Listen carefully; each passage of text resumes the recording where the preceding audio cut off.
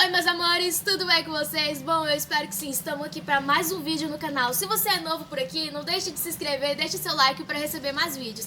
E bora pro vídeo?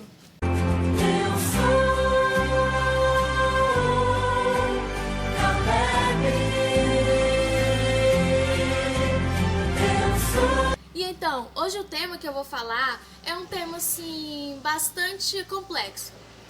Fala sobre o que eu preciso fazer para ser salvo. O que nós devemos fazer para ser salvo? Bom, mas afinal, do que a gente vai ser salvo? Porque ser salvo é uma palavra que tem vários sentidos. Eu posso ser salvo de alguma coisa. Mas hoje, no mundo que a gente vive, a gente pode ser salvo de injustiças. Pode ser salvo da violência, pode ser salvo de várias coisas. Porque o que o mundo nos oferece não é uma coisa muito legal.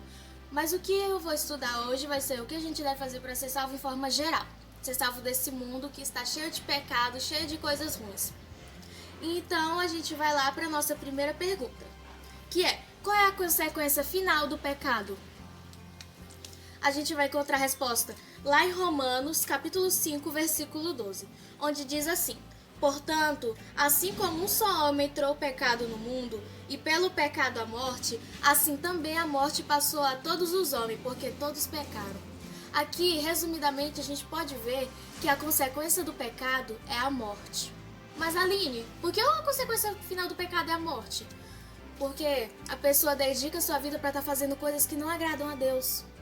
Então, olha, a gente pode se basear no mundo de hoje. Existem várias coisas como morte, violência, assalto, existe homicídio, essas coisas assim. E é por isso que a consequência final do pecado é a morte. Porque são essas coisas, digamos que são coisas feias que o ser humano fazem. Alguns, no caso, não podemos falar em forma geral.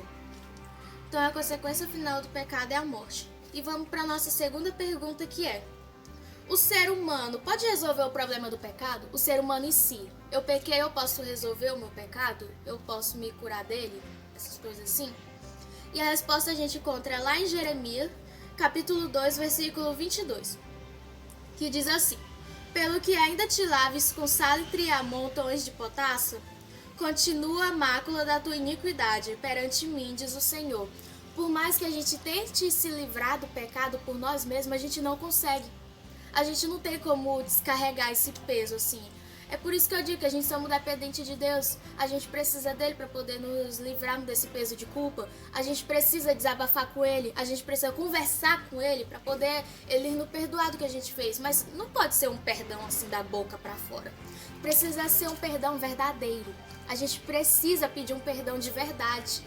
Não basta ser uma coisa da boca para fora. Ainda mais porque isso seria, assim, um pouco feio, um pouco errado. Então, bora lá para nossa terceira pergunta.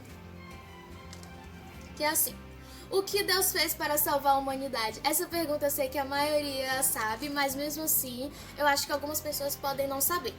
E essa resposta a gente pode encontrar lá em João, capítulo 3, versículo 16. Porque Deus amou o mundo de tal maneira que deu seu Filho unigênito para todo que nele crê não pereça, mas que tenha vida eterna. E então a gente vê aqui que Deus ele deu seu único Filho para que pudesse nos salvar. Isso é uma coisa assim bastante chocante, uma coisa bastante forte, porque a gente vê o amor de Deus por nós. Ele deu seu único Filho para que pudesse salvar todos nós. Isso foi uma coisa por amor. Ele teve amor por nós. E por que você não reconhece isso? Porque nós não reconhecemos isso. Deus amou tanto a gente que ele deu seu único Filho para que pudesse salvarmos cada um de nós, para que nós pudéssemos viver hoje. Então que você possa pensar bastante nisso. Então essa é a resposta. Ele deu seu único Filho, que morreu numa cruz para que pudesse salvar cada um de nós por consequências nossas, pelos nossos pecados. Então a gente vai para a quarta pergunta. Como Jesus descreveu a sua missão? Como ele descreveu a sua missão? Vamos descobrir isso agora. Lá em Lucas, capítulo 19, versículo 10. Porque o Filho do Homem veio buscar e salvar o perdido. Ele veio nos salvar. Ele veio me salvar, ele veio te salvar. Veio te salvar desse mundo de pecados, entendeu? Ele veio aqui para poder pregar a mensagem, pregar a todos. Eles têm a esperança de que o mundo ele possa ser salvo, que muitas pessoas se entreguem para ele. Ele veio aqui com a missão de pregar o evangelho. E então que a gente possa pensar bastante nisso, porque foi uma missão de amor, foi uma missão pensando na gente. E a gente vai para a nossa quinta pergunta, que é: Jesus cometeu algum pecado? A gente pode ver essa resposta lá em Hebreus capítulo 4, versículo 15. Porque não temos sumo sacerdote que não possa combater-se das nossas fraquezas. Antes foi ele tentado em todas as coisas, a nossa semelhança, mas sem pecado.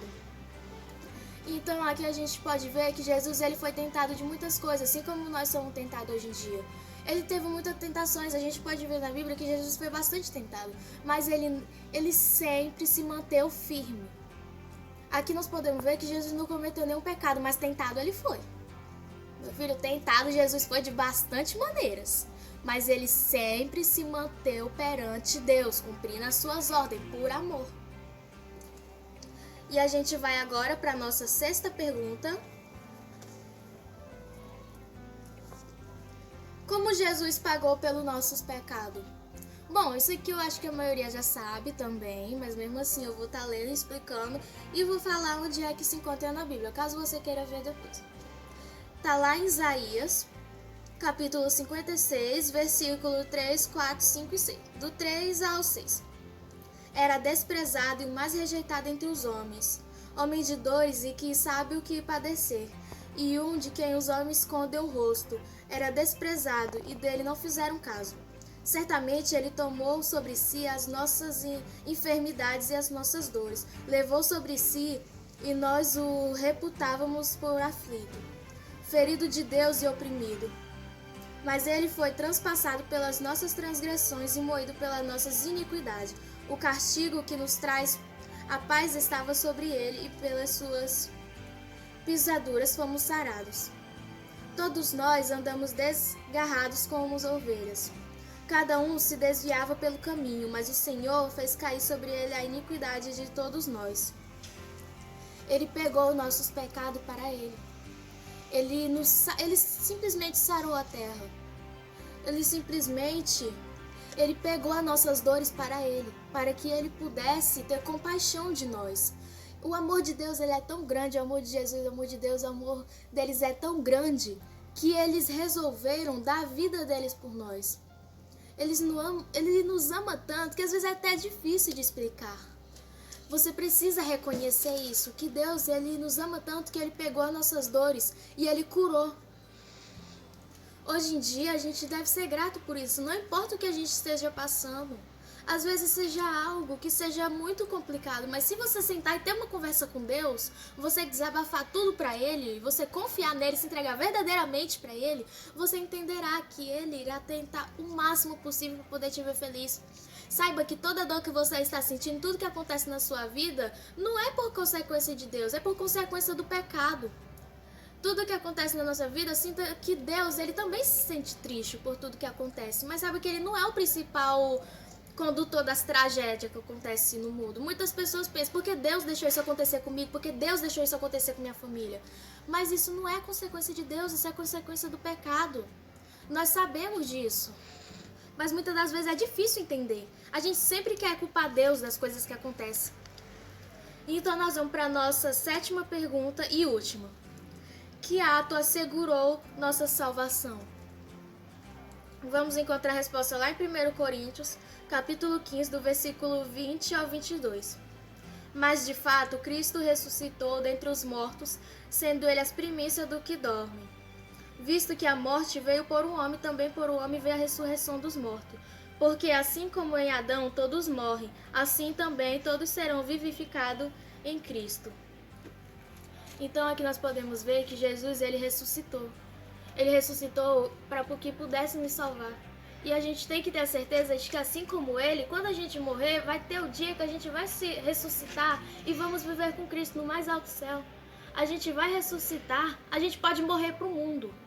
Mas assim que a gente vai acordar para Cristo, vamos viver ao lado dele.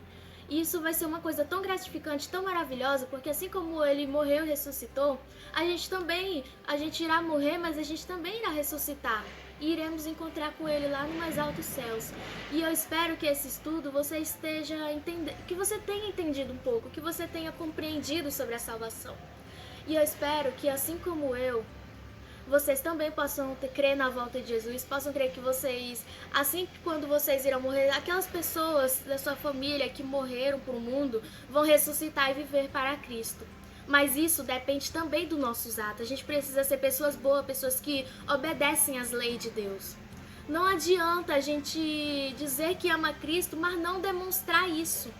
A gente não precisa simplesmente pegar uma Bíblia e falar: eu amo Cristo, eu creio na palavra dele. Mas você não cumpre nada do que ele diz aqui. Você não cumpre o mandamento, você não cumpre nada. Você não crê na volta dele. Então que vocês possam entender isso. E lembrando que esse aqui é o nosso segundo estudo, que virá mais estudo pela frente que você possa acompanhar. Então esse foi o vídeo de hoje. Beijão a todos. Deixa minha marca na história.